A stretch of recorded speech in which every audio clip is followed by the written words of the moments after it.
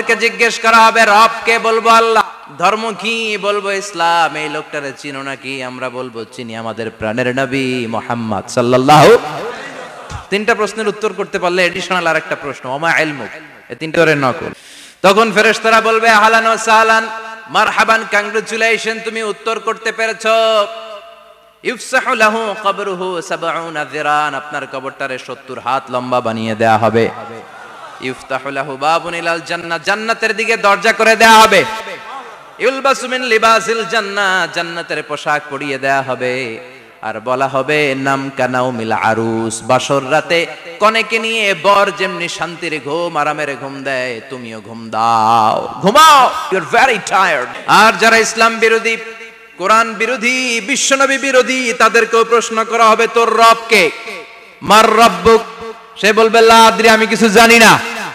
আমি কথা কন, জানি না, আমি কিছুই মনে করতে পারছি না, আমি কিছু জানি না, আমার ধর্ম নাই, কর্ম নাই, আমার নাই, আমার কোনো নামাজ রোজা নাই, আমার কোনো রব নাই।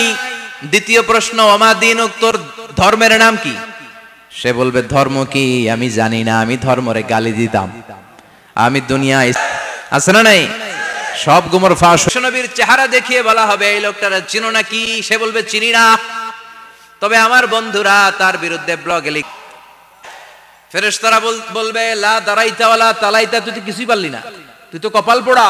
ইউত্রাকু বিমাতারিকা মিন হাদিদ, লোহার হাতুড়ি দিয়ে পিটিয়ে ওর মাসেলগুলো থেতলে ফেলা হবে।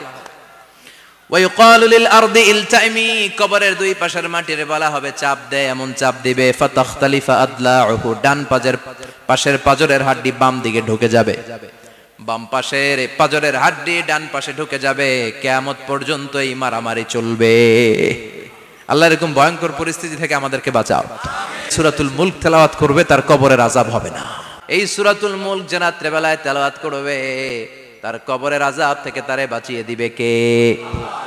নাম্বার 1 ফাজিল, মনে থাকবে তো? 2 নাম্বার স্ট্যাটাস, শাফাআত লি সাহিবিহা, এই সূরাটা, এই সূরার তেলাওয়াতকারীর জন্য কিয়ামতের দিন সুপারিশ করবে। কোরআন সুপারিশ করবে, চারটেখানি কথা না।